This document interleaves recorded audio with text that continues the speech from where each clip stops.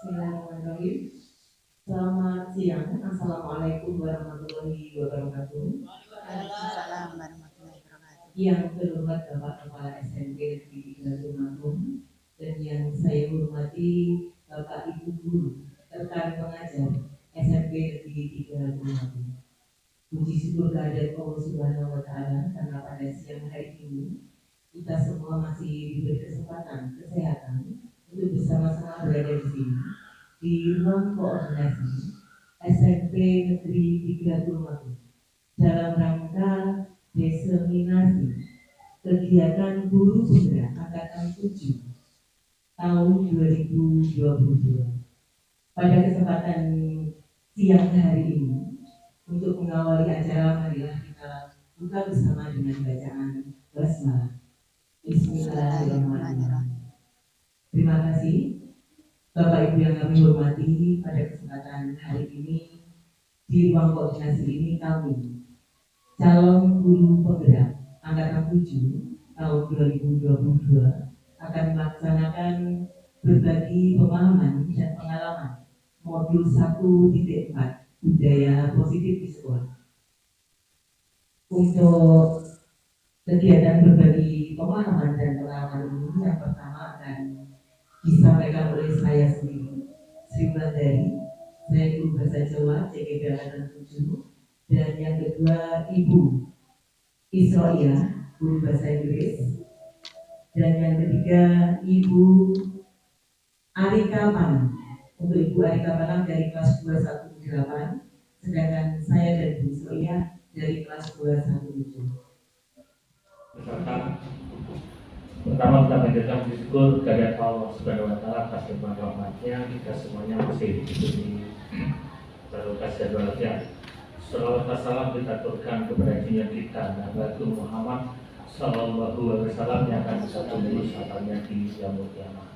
Salam sejahtera untuk kita semua. Kalau guru penggerak sama penggerak, salam guru penggerak. Salam guru penggerak. Tergerak, menggerakkan. Ini jangan lupa atau tergerak. Ibu-ibu yang saya hormati dan saya banggakan terkait bantuan saya di hari ini, ya, ada aksi nyata dari Bulan, Bu Is sama Mbak Rika sama Mbak Rika, soalnya Mbak Asri yang untuk ini ya. Nah, terkait itu yang pertama begini, yaitu terkait dengan kurikulum Merdeka Belajar. Ya, jadi IKM atau implementasi kurikulum Merdeka Belajar ini sama dengan pergerakan di dalam diklat calon guru penggerak itu beriringan, jadi berjalan beriringan. Jadi di satu sisi kurikulum Merdeka mengajar, Merdeka Belajar, IKM, sejenisnya penggunaan P5 itu beriringan dengan diklat panjenengan. Ya, kenapa kok beriringan? Karena memang itu programnya pemerintah bersama. Di satu sisi materinya kurikulum Merdeka Belajar, di satu sisi gurunya itu disiapkan dengan program ini. Tadi apa? Pendidikan guru penggerak. Berikutnya lagi diiringi juga dengan namanya program sekolah penggerak yang di dalamnya nanti ada namanya kepala sekolah. Nanti kita bersama-sama. Jadi saya mau ucapkan terima kasih. Saya melihat situasi seperti ini, moga nanti dilanjut di Arika dan Tulis. Kalau teman-teman dibantu, karena apapun bentuknya bantuan panjenengan itu merupakan tambahan motivasi kepada teman-teman ini. Dan yang kedua, panjenengan juga biar tidak ikut sekolah guru penggerak, tapi banyak belajar. Ya, kedepannya nanti ikut semua. GTT boleh ikut, ya. Bu Ana, Hendri, Mirina, boleh ikut. Ini sudah ada pendaftaran toh? Ya Pak, yang sudah Tapi kemarin sudah tutup. nanti kan ada lagi.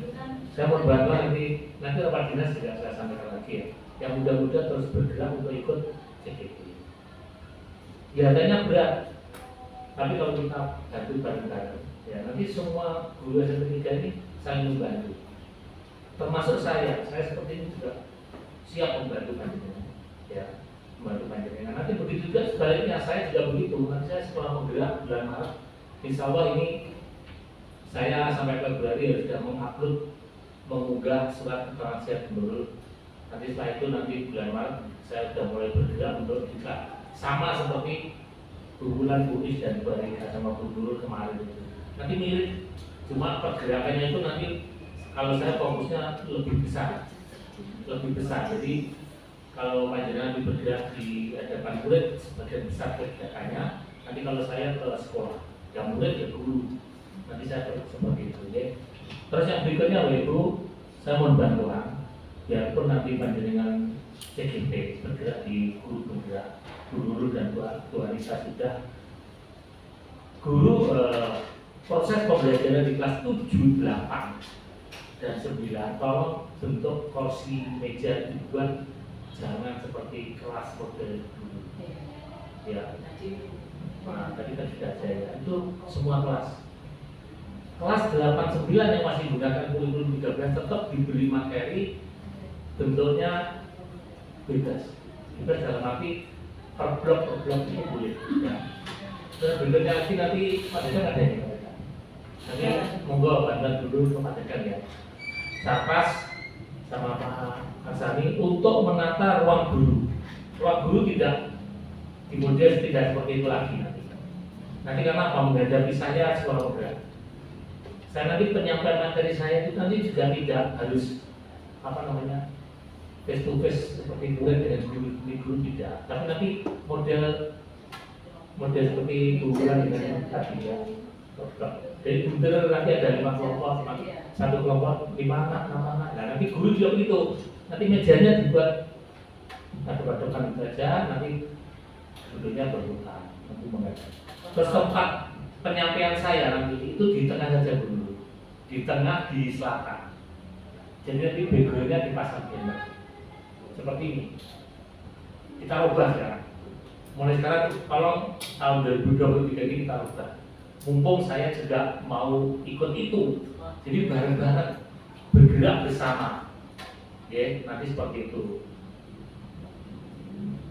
Modelnya seperti kalau kita diskusi IAC itu, Iwan itu.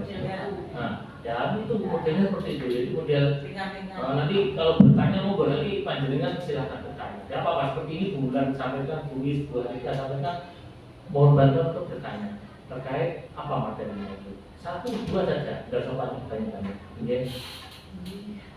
Yang berikutnya lagi sosialisasi di depan kelas.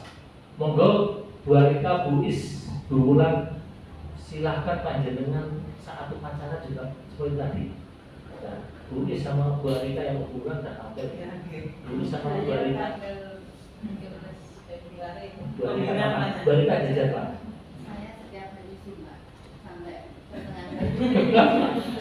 Kalau Senin pagi ya Zoom. Ini kalau Senin pagi tolong sekali hari satu kali cari pas tidak Zoom. Bu Rika cari waktu pas tidak Zoom nanti kita beri tempat untuk difoto, berekspresi di situ, difoto, videokan monggo. Jadi jangan hanya di kelas tapi di luar itu kita juga berekspresi, berimprovisasi untuk menjadi guru penggerak. Jadi monggo nanti setiap berkegiatan ada fotonya. Mohon bantuan nanti Pak Panji, Mas Andi, terus Mbak Nanda, Mas Siva membantu dari sisi dokumentasi ya. Karena memang harus ada bantuan semua ini nanti bergerak bersama. Kalau tidak seperti itu tidak mungkin. Insya Allah nanti podcast jadi guru penggerak di podcast kalian. Monggo nanti Bu Rika, Bu Is, Bu Wulan bergerak di podcast di dalam itu. Kalau bisa nanti ada dana dan dijadikan apa-apa dulu. Jadi sebelum Bu Wulan dengan teman-teman ini lulus bisa podcast di dalam. Terus yang berikutnya lagi di contohnya 1 bulan tadi keyakinan keras. Monggo dibentuk terus itu padanan. Seperti tadi saya Nabi. Jadi terlambat Nabi ada yang ini kan di sana. Terus waktu saya mau keluar ke Kauman, Nabi tak panggil. Saya tanya, ternyata dia itu pulang itu mesti jam lebih dari jam 12. Nah, lebih dari jam 12. Bisa berjualan, karena kalau tidak ada omong-omong. Ya, jadi monggo nanti bergeraknya panjenengan. Memang sekarang tidak boleh kita kita bergerak mendukung. Untuk mempersingkat waktu, marilah bersama-sama kita saksikan atau kita ikuti kegiatan berbagi pemahaman dan pengalaman modul 1.4 budaya positif oleh saya sendiri. Permisi, Mangga.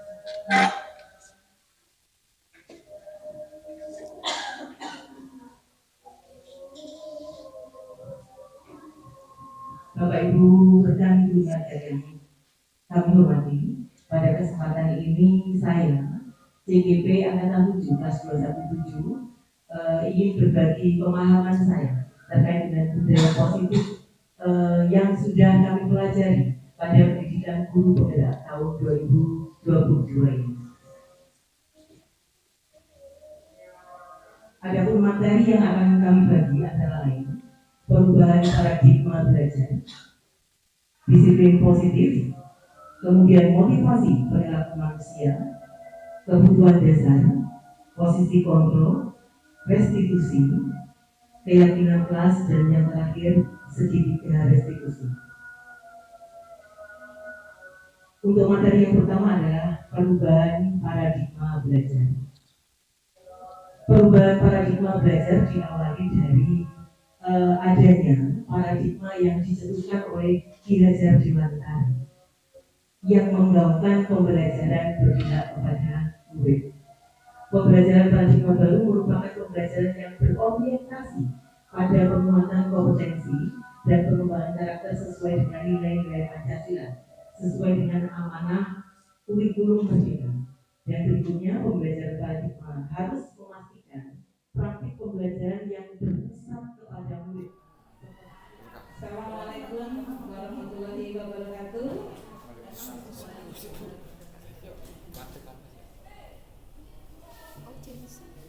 Alhamdulillahirrahmanirrahim. Bapak Ibu semuanya, pada hari ini kita masih diberikan kesehatan sehingga kita bisa hadir di ruang koordinasi ini dalam rangka mengikuti diseminasi pemahaman tentang modul 1.4 budaya positif dari kami CGP Angkatan 7 tahun 2022. Saya Israelia dari kelas 217. Bapak Ibu, untuk menyingkat waktu kita mulai sesi berbagi. Materi yang akan saya sampaikan di sini adalah yang pertama perubahan paradigma belajar, yang kedua disiplin positif, yang ketiga motivasi perilaku manusia, yang keempat kebutuhan dasar manusia, yang kelima posisi kontrol, dan yang keenam keyakinan kelas dan segitiga restitusi.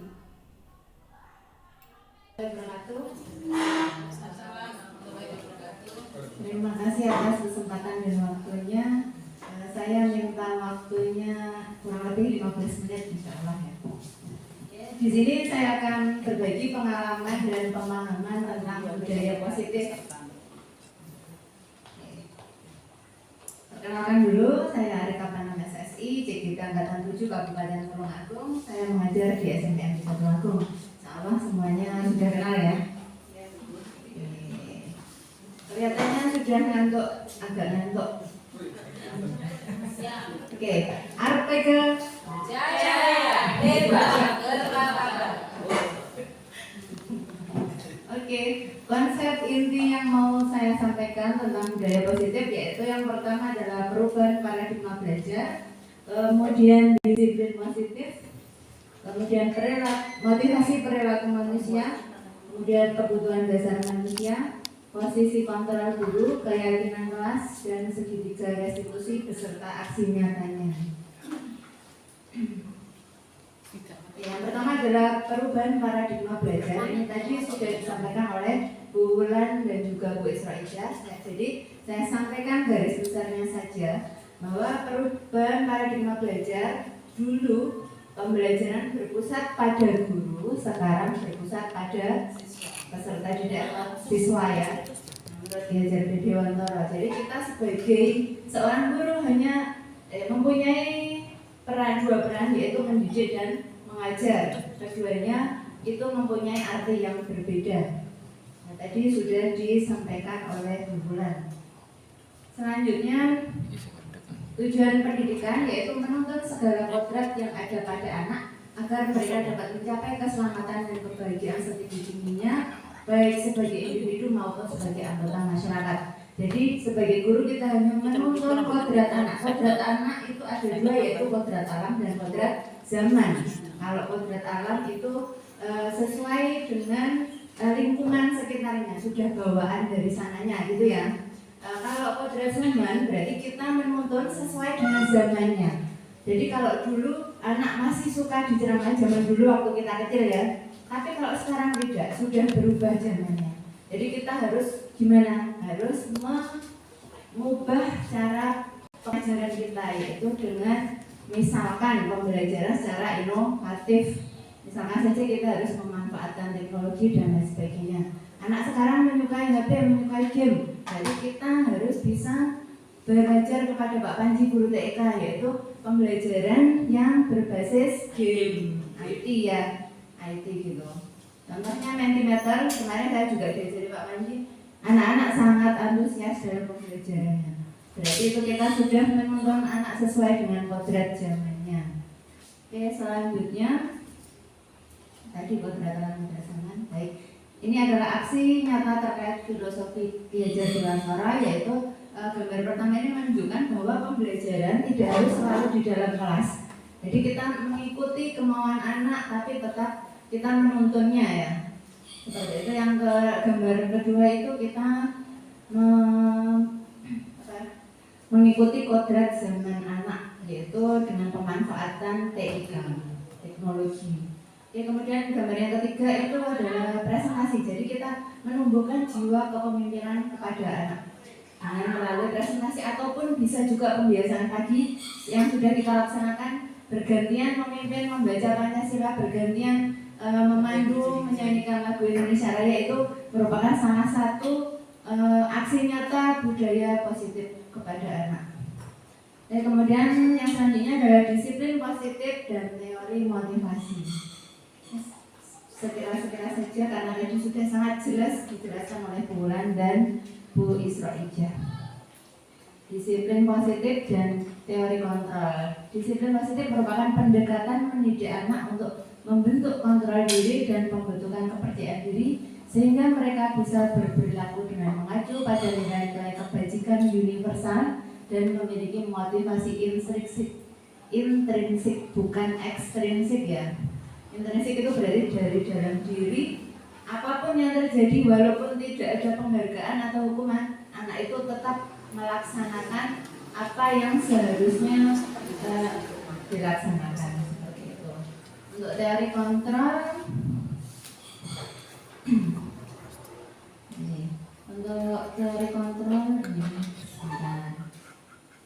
ini tadi ada hukuman dan penghargaan. Menurut kesimpulan Bapak Ibu, bagus atau tidak kita memberi hukuman dan penghargaan kepada anak? Tidak bagus, karena hanya menumbuhkan apa?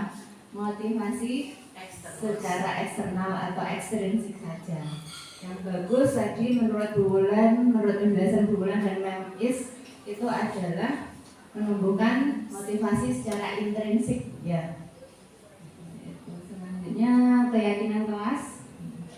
Kita membentuk keyakinan kelas ya. Keyakinan kelas dan kesepakatan kelas ini banyak pertanyaan.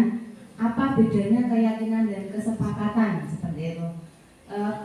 Menurut saya, keyakinan dan kesepakatan kelas itu apa ya? Satu kesatuan. Keyakinan yang dibuat berdasarkan kesepakatan bersama. Seperti itu.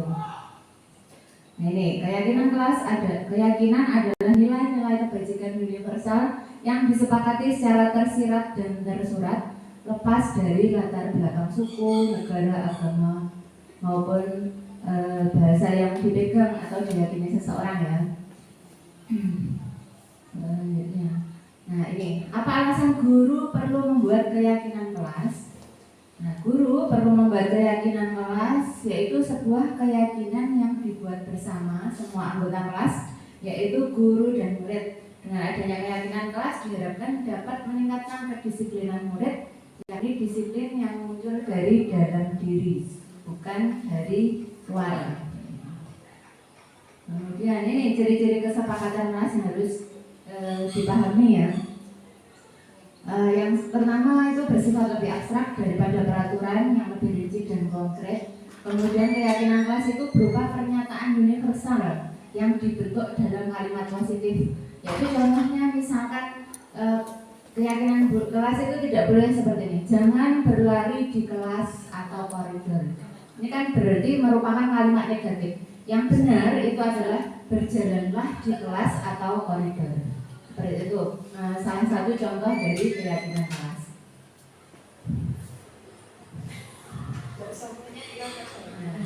Ini adalah contoh pembuatan kesepakatan kelas yang sudah saya laksanakan ya.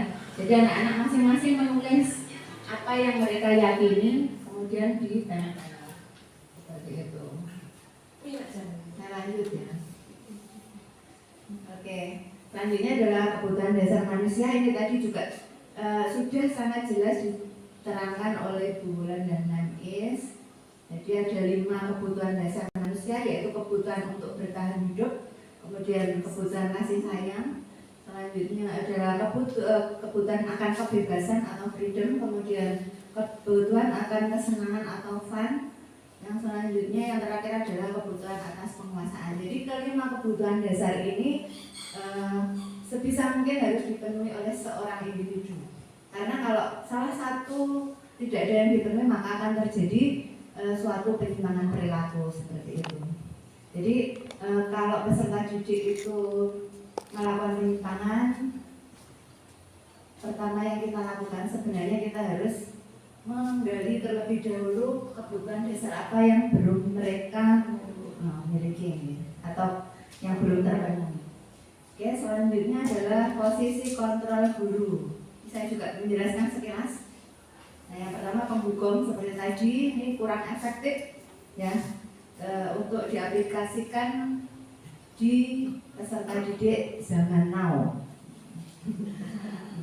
Kemudian pembuat rasa bersalah ini juga hanya menimbulkan apa ya, sesaat saja merasa bersalah dan nantinya mungkin akan bisa diulangi lagi.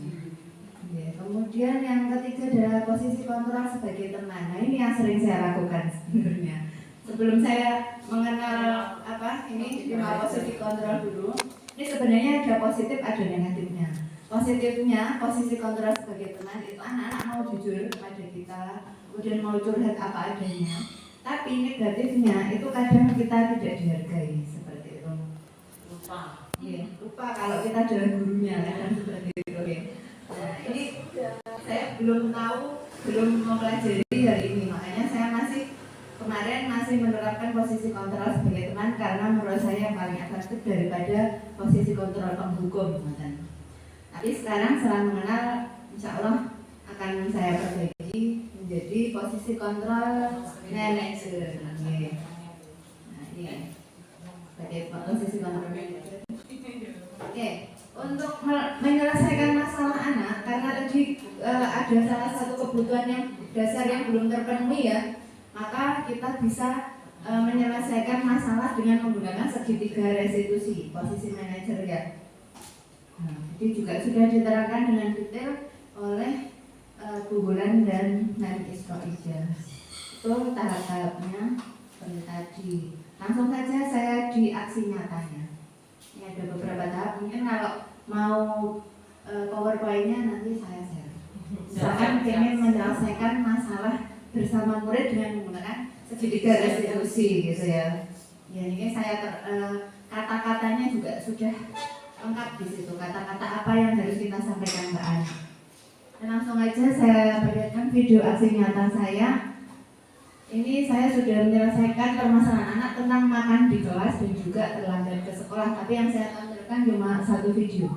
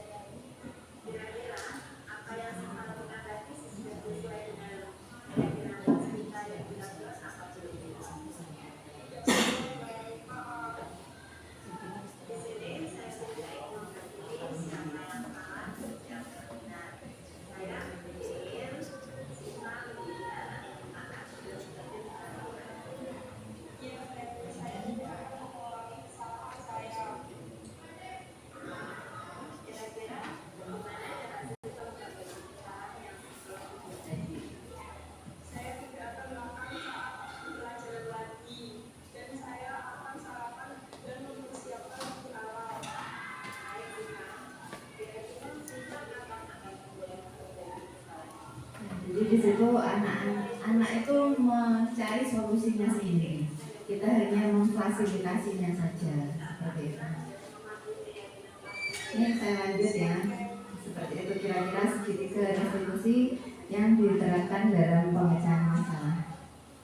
Oke, ini merupakan testimoninya anak setelah saya melakukan segitiga restitusi.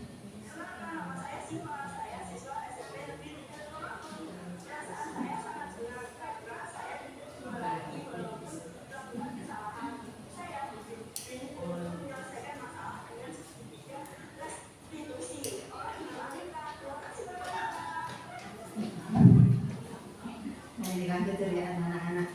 Baik, demikian berbagi dari saya. Terima kasih atas segala perhatiannya. Di sini saya tampilkan juga di slide terakhir ada budaya pungut sampah.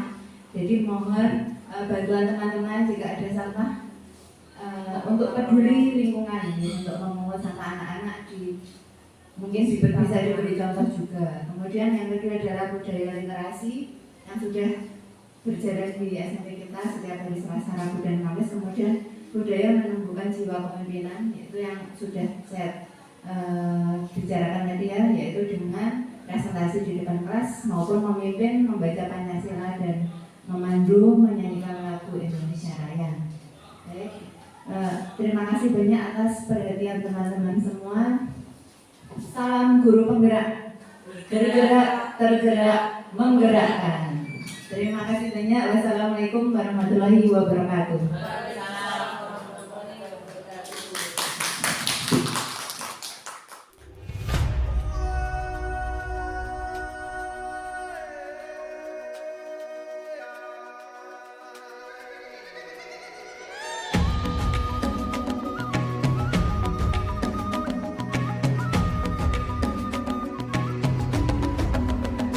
Bangun dan bukalah matamu, saatnya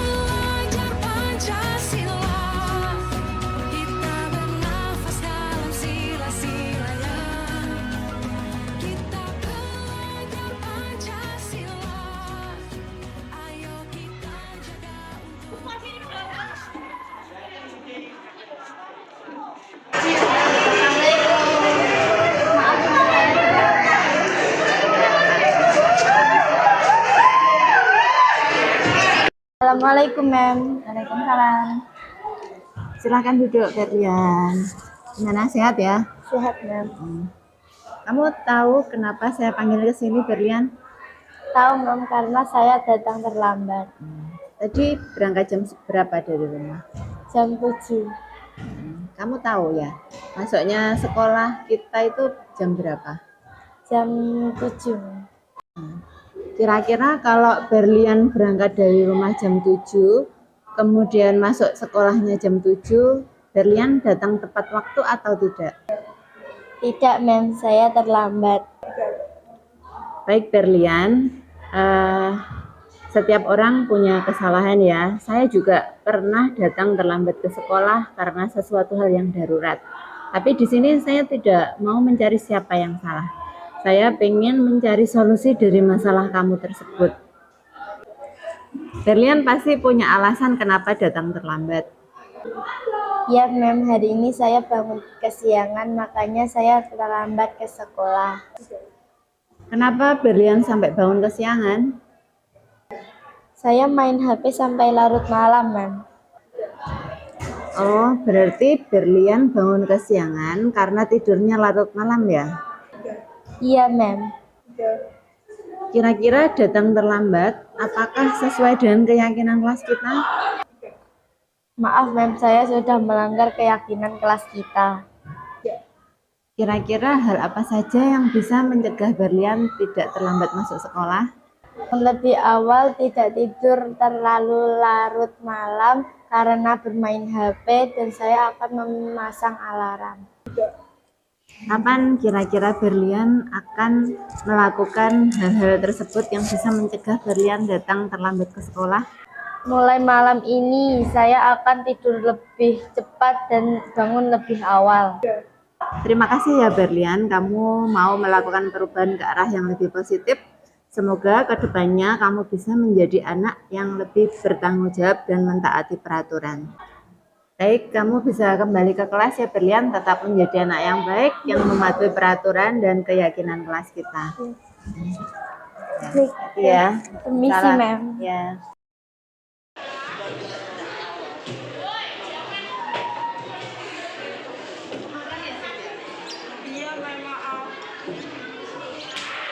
Mem.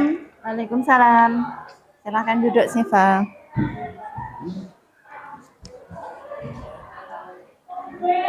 Siva, tahu kenapa saya panggil ke sini?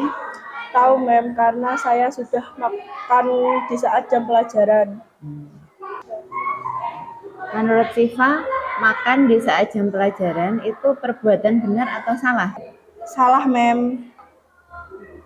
Sebenarnya makan itu adalah suatu yang wajar. Jadi sebagai manusia kita sering merasa lapar. Saya pun juga begitu. Kalau saya lapar, saya pasti juga makan.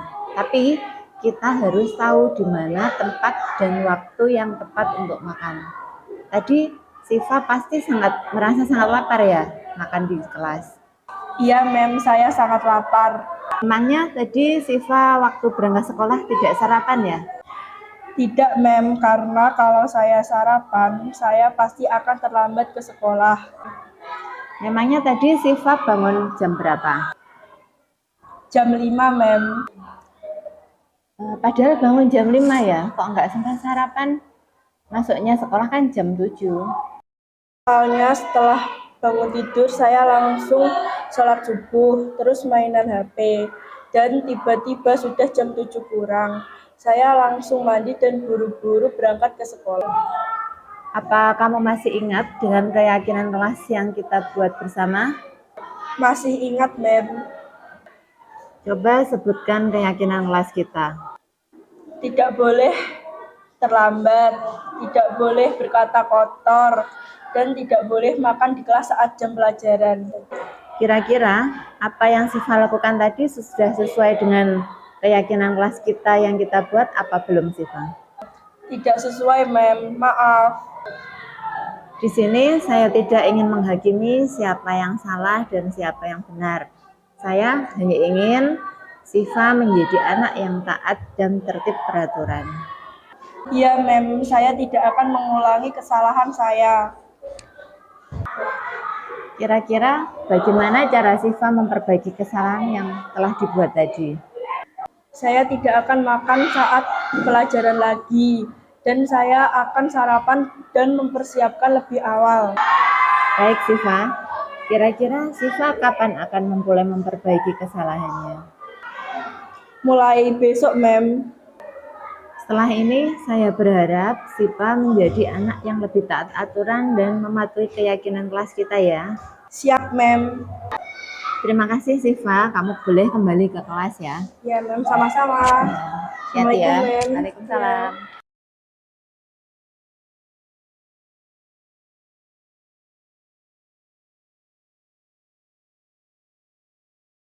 Perkenalkan, nama saya Berlian. Saya siswa SMP Negeri 3 Tulungagung. Perasaan saya sangat senang karena saya mendapat solusi dari masalah saya yang sering datang terlambat. Saya tidak dimarahi, tetapi dibimbing untuk mencari solusi. Terima kasih, Mem Arika. Perkenalkan, nama saya Siva. Saya siswa SMP Negeri 3 Tulungagung. Perasaan saya sangat senang karena saya tidak dimarahi walaupun melakukan kesalahan. Saya dibimbing untuk menyelesaikan masalah dengan segitiga restitusi oleh Mem Arika. Terima kasih, Mem Arika.